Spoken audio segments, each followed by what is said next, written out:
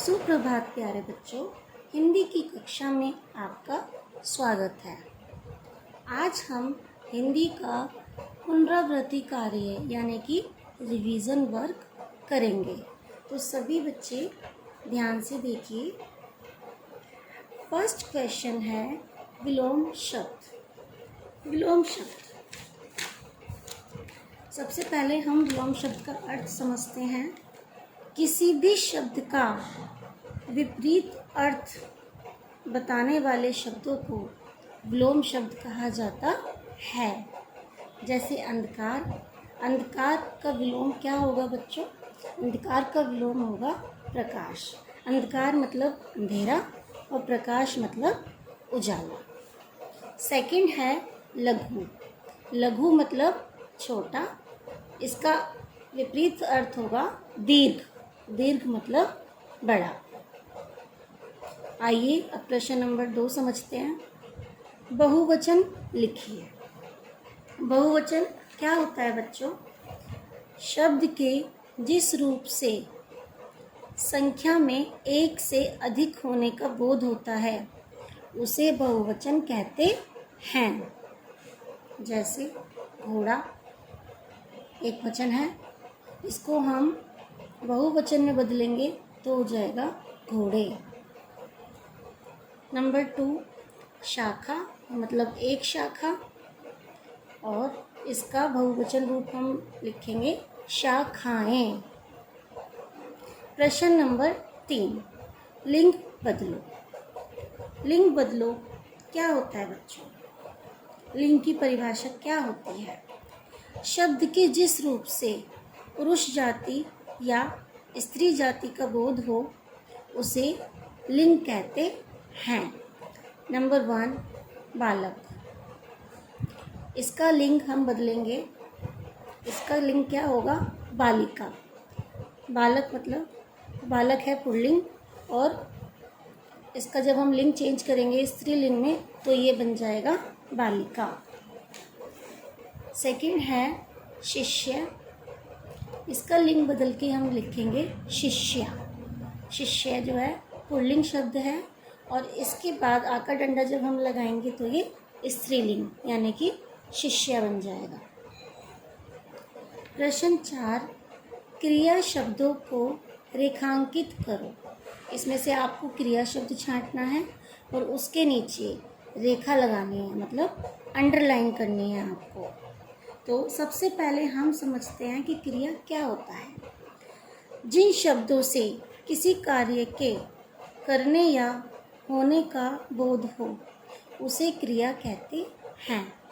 For example number 1 मेरे साथ चलो। इसमें क्रिया क्या है? चलो, चलना। आपको पता है क्रिया शब्द कौन से होते हैं? हंसना, रोना, चलना, पढ़ना, ये सभी शब्द क्रिया शब्द होते हैं। तो इसमें क्रिया शब्द है चलो, तो हम चलो के नीचे अंडरलाइन करेंगे, मतलब कि रेखा लगाएंगे। नंबर 2 माताजी खाना पका रही हैं।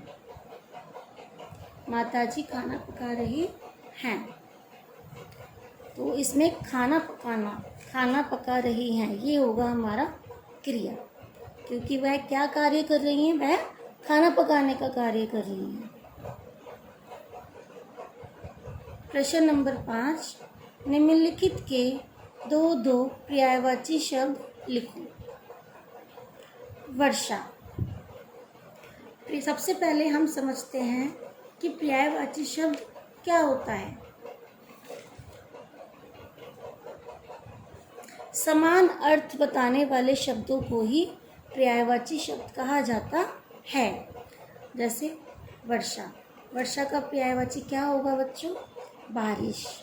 ठीक है। ऐसी हवा, हवा का पर्यायवाची होगा पवन। तो मैंने आपको एक एक एग्जाम्पल बताया है, एक एक उदाहरण बताया है, पर आपको दो उदाहरण इसके लिखने हैं। प्रश्न नंबर 6 अनेक शब्दों के लिए एक शब्द लिखो। सबसे पहले हम समझते हैं कि अनेक शब्दों के लिए एक शब्द, इसका मीनिंग क्या होता है, इसका अर्थ क्या है, इसकी परिभाषा क्या है। अनेक शब्दों के स्थान पर प्रयुक्त होने वाले एक शब्द को अनेक शब्दों के लिए एक शब्द कहा जाता है। जैसे लकड़ी का काम करने वाला, जो लकड़ी का काम करते हैं उन्हें क्या कहा जाता है, बढ़ई। सभी बच्चे जानते हैं बढ़ई ही लकड़ी का काम करता है। ठीक है। प्रश्न नंबर इसी का पार्ट 2, गाड़ी चलाने वाला। गाड़ी चलाने वाले को क्या कहा जाता है, गाड़ी चलाने वाले को कहा जाता है चालक। तो ये होता है हमारा अनेक शब्दों के लिए एक शब्द। इतना लंबा ना बोलकर हम लकड़ी का काम करने वाले को सीधा कहते हैं बढ़ई। तो ये इसे कहा जाता है कि केवल अनेक शब्दों के लिए केवल एक शब्द लिखना। प्रश्न नंबर 7, नीचे दिए गए वाक्यों में विशेषण और विशेष्य छांटकर लिखिए। सबसे पहले मैं आपको विशेषण की परिभाषा बताऊंगी कि विशेषण क्या होता है। संज्ञा या सर्वनाम की विशेषता बताने वाले शब्दों को विशेषण कहा जाता है। ठीक है। जो शब्द संज्ञा अथवा सर्वनाम की विशेषता बताते हैं उन्हें विशेषण कहा जाता है। और विशेष्य किसे कहा जाता है, जिन संज्ञा या सर्वनाम शब्दों की विशेषता बताई जाती है उन्हें विशेष्य कहा जाता है। जैसे कुमार बड़ा अच्छा आदमी था। ठीक है। कुमार बड़ा अच्छा आदमी था। तो अच्छा, अच्छा क्या हो गया, उसकी विशेषता हो गई। ठीक है। और विशेष्य यानी कि किसकी विशेषता बताई गई है, कुमार की।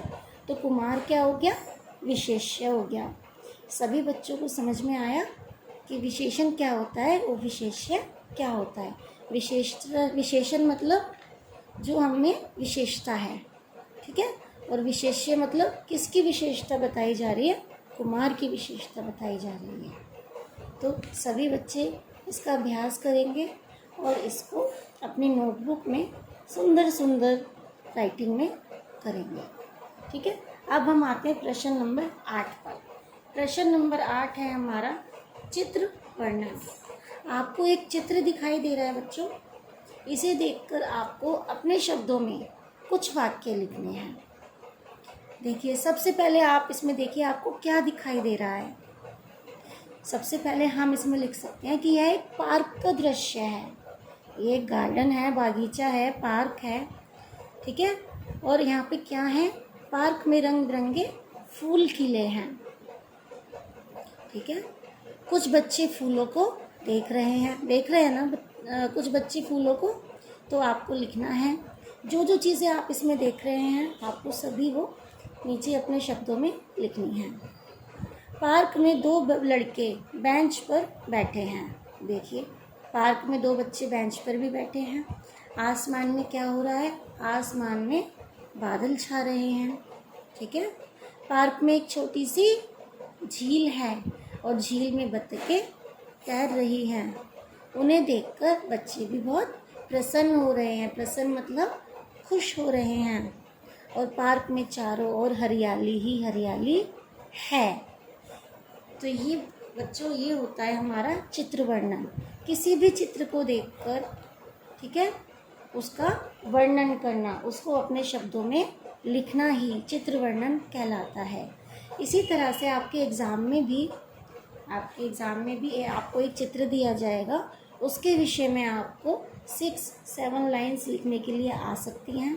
तो आप बहुत सारे चित्र की प्रैक्टिस करेंगे। जितने भी चित्र आपकी किताब में दिए गए हैं उसकी आप प्रैक्टिस करेंगे कि चित्र वर्णन कैसे किया जाता है। जितना आप अभ्यास करेंगे उतना ही अच्छा आप लिख पाएंगे। धन्यवाद।